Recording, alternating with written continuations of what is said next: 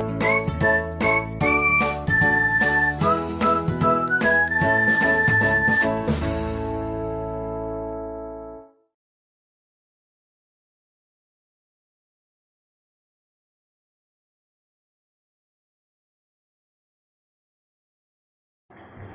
back students, I am your business studies teacher Munira Farooq. Today we are going to start a new chapter, business services. What basically services mean. अब हम इस chapter में business services के बारे में discussion करेंगे, पर उससे पहले बच्चों हमें समझना ज़रूरी है कि what services actually mean, services का क्या मतलब होता है और उसका क्या टाइप्स होता है, क्या उसका नेचर होता है किसी भी सर्विस का। तो किसी भी सर्विस से हम क्या समझते हैं, एक एक हम एग्जाम्पल से समझेंगे। सपोज़ इसको हम कंपैरिजन करके अगर समझेंगे तो हमें ज़्यादा इजी समझ में आएगा।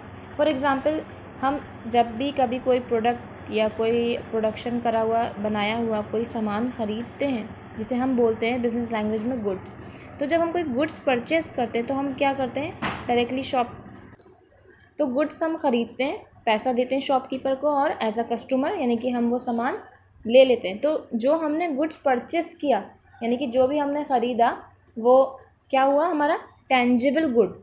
इट कैन बी सीन और कैन बी फील, यानी कि हमने उसे टच करा क्योंकि वो टेंजिबल है। टेंजिबल चीज़ें वो होती हैं, टेंजिबल गुड्स या सर्विसेज वो होती हैं जो हमें विजिबल होती हैं, जिनको हम देख सकते हैं, छू सकते हैं, ठीक है, होल्ड कर सकते हैं। और intangible at the other side क्या हो गई, जो चीज़ें हमें सिर्फ फील होती हैं यानी कि वो दिखती नहीं हैं, सर्विसेज होती हैं बहुत सारी, वो हम आगे डिस्कस करेंगे।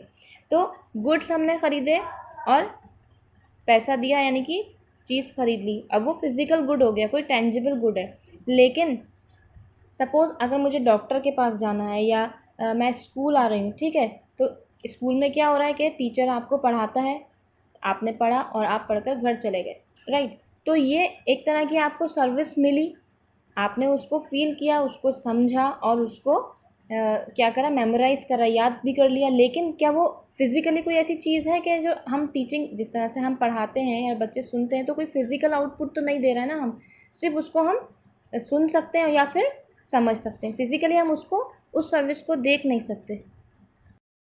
या फिर किसी डॉक्टर के पास हम जाते हैं, हमने अपना ट्रीटमेंट लिया, ठीक है, उस डॉक्टर ने हमें सर्विस प्रोवाइड करी, हमारा चेकअप किया, या हमने किसी भी डांस एकेडमी को ज्वाइन कर लिया, वहाँ हमने डांस सीखा, एक स्किल अपनी डेवलप करी। लेकिन हमने उसको क्या फिज़िकली तो हमें डांस नहीं दे दिया ना, उसने सिर्फ सिखाया हमें, हमने देखा और सीख लिया। तो जो सर्विसेज होती हैं यानी कि वो क्या होती हैं, इनटेंजिबल होती हैं। या सपोज़ कि मुझे कोई अपना बिज़नेस ऑर्गेनाइजेशन सेटअप करना है या फिर कोई कंपनी सेटअप करनी है तो मैं क्या करूँगी, या मुझे कोई केस फाइल करना है तो मैं सीधा लॉयर के पास जाऊँगी एज अ क्लाइंट। लॉयर क्या करेगा, मेरा केस फाइल करेगा और मेरे बिहाफ पर वो केस क्या करेगा, कोर्ट में ले जाएगा और वहाँ पर उसको जो भी अपने डॉक्यूमेंट्स प्रिपेयर करने होंगे, प्रेजेंट करने होंगे, विटनेसेस बुलाने होंगे। तो ये सारी सर्विस लॉयर ने जो मुझको दी एज अ क्लाइंट मुझे दी और मैंने उसको बदले में क्या दिया, पैसा दिया। यानी कि यहाँ मैंने सर्विस, उसने मुझे सर्विस रेंडर करी, अपना टाइम दिया और मेरा केस जो भी हैंडल करा या जीता या हारा जो भी था, तो उसमें क्या हो गया, हमें एक सर्विस मिल रही है लॉयर से। फॉर एग्जांपल कि कोई कंपनी सेक्रेटरी है, वो मुझे बताएगा कि मुझे कंपनी कैसे खोलनी है, एज अ क्लाइंट मैं उसके पास जाऊंगी तो मुझे डॉक्यूमेंट्स के बारे में भी इंफॉर्मेशन देगा, मुझे लोकेशन भी सजेस्ट कर सकता है। तो बहुत सारी चीज़ें ऐसी होती हैं, सर्विसेज ऐसी होती हैं जिनको हम देख नहीं सकते लेकिन फ़ील कर सकते हैं और उसको हम उन सर्विसेज को लेने के बाद सेटिस्फाई हो सकते हैं। सपोज़ बहुत अच्छा एग्जांपल इसका है कि आप रिचार्ज कराते हो आप लोग, ठीक है, हम क्या करते हैं, पैसा दिया हमने रिटेलर को और हमारे मोबाइल में क्या आ गया, वो सर्विस आ गई, अब हमारा मोबाइल वर्क करने लगा, अब हम कॉल करने लगे।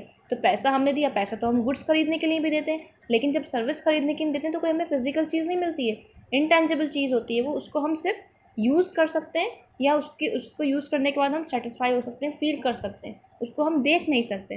तो this is called services. Now if we talk about business services, then what is it? Service sector includes commercial firms engaged in business, banking, communication, transport, insurance, warehousing। जो जितने भी हमने याद होगा 10th क्लास में या 9th क्लास में 3 sector पढ़े थे, कौन कौन से थे बेसिकली, वो प्राइमरी सेक्टर था, सेकेंडरी सेक्टर था और टर्शियरी सेक्टर था। तो टर्शियरी सेक्टर जिसको हम सर्विस सेक्टर भी बोलते हैं, उसमें क्या क्या हमने पढ़ा था कि कमर्शियल फर्म्स होती हैं कुछ, कुछ ऐसी फर्म्स होती हैं जो सर्विसेज प्रोवाइड करती हैं सो दैट हमारा प्राइमरी और सेकेंडरी सेक्टर की जो वर्किंग है वो स्मूथली चल सके। उसमें कौन कौन से आ गए, बैंकिंग आ गई, कम्युनिकेशन आ गया, मीडिया आ गई, transport, insurance, warehousing, godowns वगैरह जो होते हैं वो सर्विसेज। तो service sector constitute the basic infrastructure which is a must for smooth flow of business activities. अगर प्राइमरी एक्टिविटी और सेकेंडरी एक्टिविटी को अगर हमें परफॉर्म करना है तो वो किसकी हेल्प से परफॉर्म होगा, यानी कि सपोज़ प्राइमरी में अगर आप फॉर एग्जांपल ले लो कि हमने रॉ मटेरियल प्रोड्यूस किया, शुगर केन प्रोड्यूस किया, अब शुगर केन को फैक्ट्री तक, मैन्युफैक्चरिंग सेक्टर तक पहुंचाने का काम कौन करेगा, ट्रांसपोर्टेशन। बस यही ट्रांसपोर्टेशन जो है वो टर्शरी सेक्टर में आता है, यानी कि सर्विस सेक्टर में आता है। हमने कोई भी रॉ मटेरियल ख़रीदा या सेल किया तो वो पैसा हमारा कैश में नहीं आकर बैंक में आएगा, तो यानी कि बैंकिंग क्या कर रही है यहाँ पर, सर्विस सेक्टर है वो हमें सर्विस प्रोवाइड कर रही है। In the recent past the role of service sector in the Indian economy is growing faster. किसी भी कंट्री के लिए सर्विस सेक्टर का अच्छे से डेवलप होना बहुत ज़रूरी है for to become it a fully develop country. जितनी भी डेवलप कंट्रीज़ हैं वहाँ पर उनका सर्विस सेक्टर या टर्शियरी सेक्टर बहुत स्ट्रॉन्ग है, तभी वहाँ पर डेवलपमेंट जो है तेज़ी से क्या हो रहा है, बढ़ रहा है। इंडिया में भी रिसेंट पास्ट ईयर्स में हमने देखा कि एग्रीकल्चर और इंडस्ट्री के कंपैरिजन में सर्विस सेक्टर जो है हमारा तेज़ी से बढ़ा है। A variety of services are available to meet the changes of economy and the requirement of investor. The significance of service, अब ऑनलाइन शॉपिंग आप देख लो, ये भी एक तरह की सर्विस है, जहाँ पर पहले हम रिटेलर से चीज़ें खरीदते थे, अब क्या कर रहे हैं, ऑनलाइन हमने ऑर्डर किया, वो हमारी सर्विस हमारे घर तक आ गई। गुड्स भले ही आ रहा है लेकिन उस गुड्स के पीछे कौन सी हैं, डिलीवरिंग सर्विसेज हैं, यानी कि जो वेबसाइट्स हैं वो क्या कर रही हैं, ऑनलाइन सर्विसेज हमें प्रोवाइड कर रही हैं। The significance of service sector is gaining momentum and it has become a major thrust area in the field of business. Business की फील्ड में सर्विस सेक्टर का बहुत ज़्यादा इंपॉर्टेंस है। छोटे से छोटा भी आप कोई बिजनेस करो तो आपको वहाँ पर सर्विस सेक्टर की ज़रूर पड़ेगी। तो अब हम इसके बाद डिस्कस करेंगे कैरेक्टरिस्टिक्स और नेचर ऑफ सर्विसेज। पहला इसका कैरेक्टरिस्टिक जैसे हमने बताया, बिजनेस सर्विस का क्या है, इनटेंजिबल होती हैं, यानी कि इसको हम it can not be seen और touch. We can only feel services और can only experience them. Experience कर सकते हैं, फील कर सकते हैं या उसके हम सेटिस्फेक्शन ले सकते हैं। We can not find out the quality of service before taking it. जब तक आप किसी भी कंपनी के सपोज एयरटेल या किसी भी पर्टिकुलर का जो हमारा जो सिम कार्ड होता है आप यूज़ नहीं करोगे तो आपको पता नहीं चल सकता कि इस कंपनी की सर्विस ज़्यादा अच्छी है। फॉर एग्जांपल हम किसी होटल में जाते हैं या किसी पर्टिकुलर रिजॉर्ट में जाते हैं, तो जब तक हम वहाँ की सर्विसेज नहीं देख लेते हैं, जब तक हम जाते नहीं हैं, बुक नहीं करते हैं और हम वहाँ पर फील नहीं कर लेते, तो हमें कैसे पता चलता है कि नहीं ये होटल ज़्यादा बेटर है दूसरे होटल से। तभी पता चलता है जब हम उनको प्रॉपरली क्या करते हैं, एक्सपीरियंस कर लेते हैं। One can find out the quality only experience. So supplier must try to offer good quality. So it is a responsibility of supplier to provide good quality of service to the customers so they can demand them again. जब आपने देखा होगा कहीं भी आप restaurant में जा रहे हो या किसी भी सिनेमा हॉल में भी जाते हो तो आप देखते हो नहीं ये वाला सिनेमा हॉल ज़्यादा बेटर है, यहाँ की सर्विस ज़्यादा अच्छी है, यहाँ का एयर कंडीशन है, नीट एंड क्लीन एटमॉस्फेयर है। तो क्या करते हैं हम, इट इज़ अ रिस्पॉन्सिबिलिटी होती है सप्लायर की कि वो अच्छी से अच्छी सर्विस प्रोवाइड करे, तभी तो कस्टमर उनके एंगेज हो पाएंगे। नेक्स्ट है लैक ऑफ होमोजेनिटी और इनकन्सिस्टेंसी। सर्विसेज हर बार जो होती हैं वो अलग होती हैं, अलग डिमांड होती है, अलग एक्सपेक्टेशन होती है और हर कस्टमर की अलग अब कोई लॉयर है उसके पास एक तरह का केस आएगा तो ज़रूरी नहीं है कि दूसरा केस उसी तरह का आए। कोई पेशेंट आ रहा है डॉक्टर के पास तो हर अलग अलग तरह के अलग अलग सर्विसेज के अलग अलग डिमांड्स होती हैं, अलग अलग कस्टमर्स या क्लाइंट्स या पेशेंट्स होते हैं। सेम सर्विसेज में be provided differently by different service providers. For example the banking services provide by, अब सपोज़ कि कोई नेशनलाइज्ड बैंक है, उसकी सर्विस काफ़ी अलग होगी किसी भी प्राइवेट सेक्टर या फॉरेन बैंक के फॉरेन बैंक से, ठीक है। नेक्स्ट है इसका inventory. The main feature of service is that, अब इसमें क्या इन्वेंट्री का क्या मतलब हुआ, सपोज हमने कोई गुड प्रोड्यूस किया, 1000 यूनिट बनाए, हमारे 500 यूनिट सेल हो गए। अब बचे हुए 500 यूनिट्स हम क्या करेंगे, वेयर हाउस में स्टोर कर देंगे।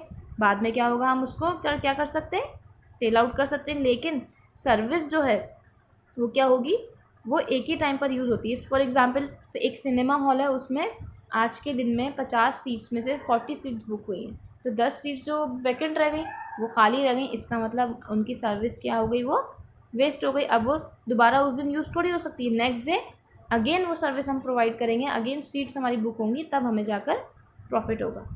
नॉन ट्रांसफरेबिलिटी और inseparability. The service cannot be separated from the provider of services. These are produced and consumed at the same place only. For example, we cannot separate the medical service provided by a doctor from doctor and his service. बहुत अच्छा example है कि जैसे कि मैंने अभी बताया lawyer का या किसी चार्टर्ड अकाउंटेंट का या डॉक्टर का, जिस डॉक्टर की जो सर्विस होगी वो वही प्रोवाइड करेगा. अगर आप किसी गायनेकोलॉजिस्ट या किसी भी ऐसे ऑप्थोमोलॉजिस्ट डॉक्टर के पास जाओगे, यानी कि जो आंखें देखता है, या फिर किसी डेंटिस्ट के पास जाओगे, तो डेंटिस्ट आपको कभी आपका आई चेकअप तो नहीं करेगा ना. जो सर्विस के लिए उसने कोर्स प्रोफेशनल डिग्री ली है वही सर्विस तो वो प्रोवाइड करेगा. किसी होटल मैनेजर से जाके आप ये तो नहीं बोलोगे ना कि मुझे कंप्यूटर सिखा दो, कंप्यूटर की सर्विस दे दो, क्योंकि उसने जो कोर्स किया है, जो डिग्री उसके पास है, जो सर्विस प्रोवाइड वो कर सकता है वो वही प्रोवाइड करेगा. चार्टर्ड अकाउंटेंट अगर कोई है तो वो क्या करेगा, कभी आपको ऐसा तो नहीं है ना कि शेफ़ बन के वो किसी भी रेस्टोरेंट में चला जाए और वो सर्विस प्रोवाइड करे. लास्ट है कस्टमर्स पार्टिसिपेशन और involvement. To experience a survey, the participation of the customer is essential. For example, telephone companies provide services, but to use the service, अब हमने सर्विस तो प्रोवाइड कर दिया, आपको सिम प्रोवाइड करा दी, रिचार्ज कर दिया, लेकिन अब ये आपका काम है. अगर कोई आप गुड्स खरीदते हो तो कभी कभी ऐसा होता है गुड्स हमने खरीद लिया और लाकर उसे रख दिया, यूज़ ही नहीं किया, तो उसमें ज़रूरी नहीं है कि कस्टमर का पार्टिसिपेशन हो. लेकिन जब सर्विस हमने दी है, आपने कोई भी सर्विस हायर की है, तो जब तक आप उसको यूज़ नहीं कर लोगे तो क्या होगा, उसका पता नहीं चलेगा कि वो सर्विस अच्छी है या बुरी है. तो कस्टमर पार्टिसिपेशन जो है, इन्वॉल्वमेंट जो है, वो उसमें मस्ट है.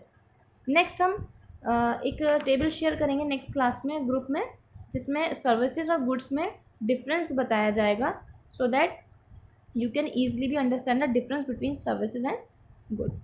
Till then, take care, have a good day.